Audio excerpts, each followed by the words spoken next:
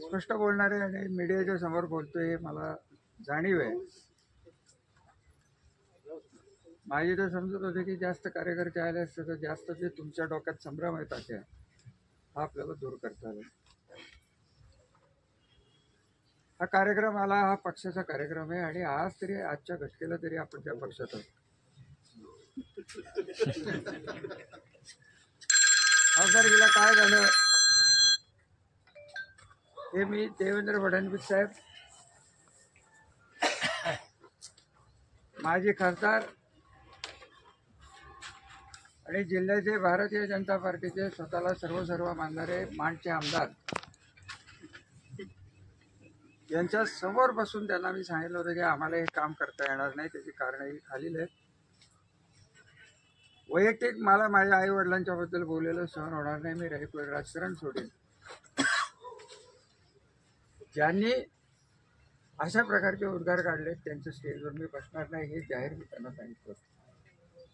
कारण मागे लपवून मागे राहून आपण कुठल्याही खासदारकीला काम केलेलं नाही आहे. भारतीय जनता पार्टीचं सर्वश्रेष्ठ नेतृत्व आत्ताचे उपमुख्यमंत्री देवेंद्र फडणवीसांना मी हे सांगून तिथनं उठलो.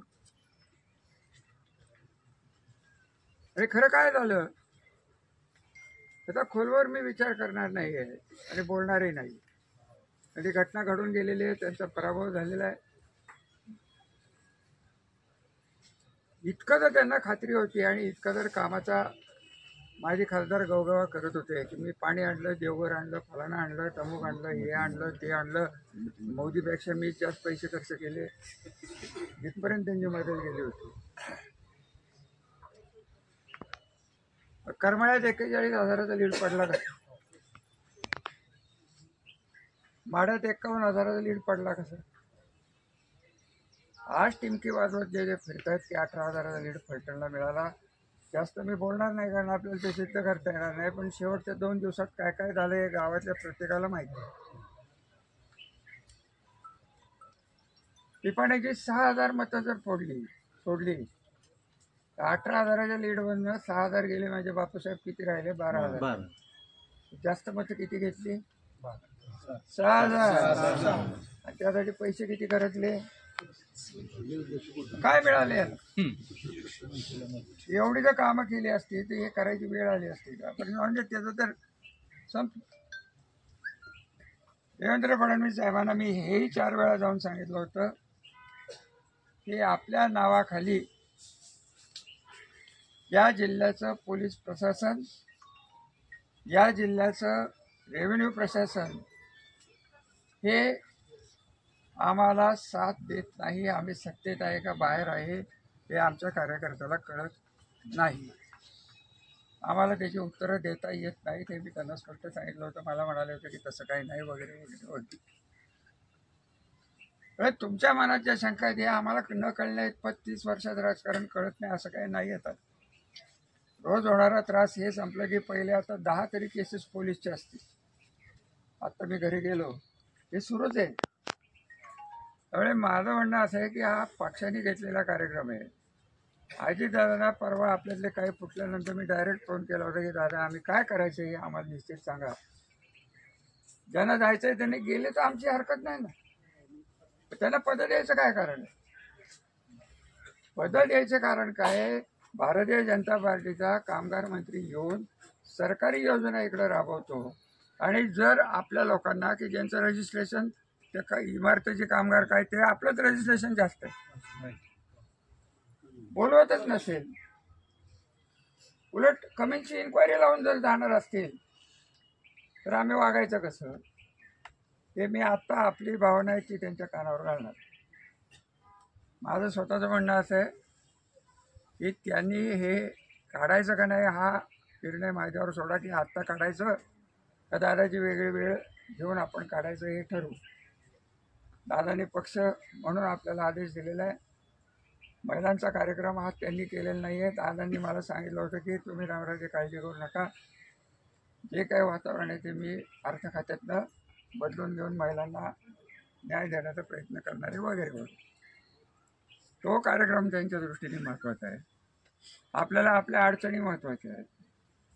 इथं डायरेक्ट काल रात्री 10 वाजता मला कळलंय की माझे खासदार निसर्ग हॉटेलमध्ये बसून 2 दिवसापूर्वी आपला भारतीय जनता पार्टीचा उमेदवार हा पहिला यादीत येणार हे सांगून गेलेले.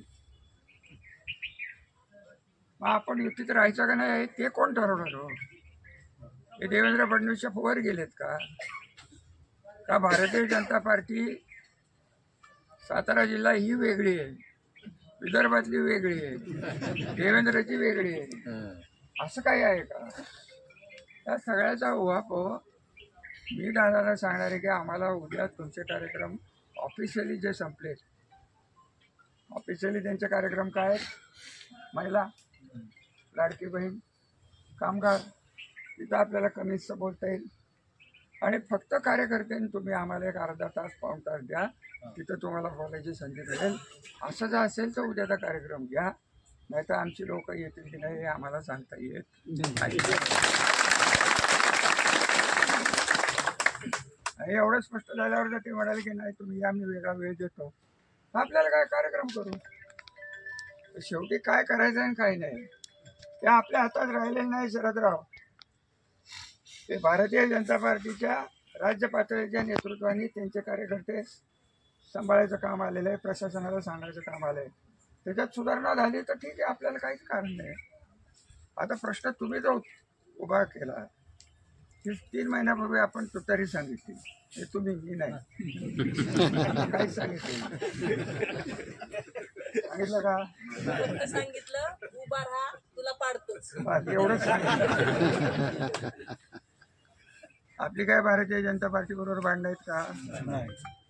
आपण काय हिंदुत्व मुसलमान काय करतो का? आपण कुठं गाया कापतो त्याला कुठं प्रोटेक्शन देतो का? आपली फक्त तक्रार रणजित सिंह नाईक निंबाळकर आणि त्यांचे साथीदार जे गल्लोगल्ली दहशत करतायत त्यांच्या विरुद्ध आहे आणि या दहशतीला भारतीय जनता पार्टीला सत्तेतनं साथ देऊ नका, एवढीच खरी आपली तक्रार आहे. हे बरोबर आहे का? तेवढं त्यांना सांगून बघू. तुम्ही तयारीने या, महिला येऊन द्या, आपण 1 तास वेगळा कार्यक्रम घेऊ आणि विषय संपून टाकू. आणि नाहीतरी उद्या जर फरक नाही झाला आपल्याला तो तरी वाजवायला किती वेळ लागला? अजून काय बोलायचं राहिले? विषय संपलाय, गप घरी जा आणि महिला घेऊन या. काही निर्णय आमच्यावर सोडा. 2 मिनिट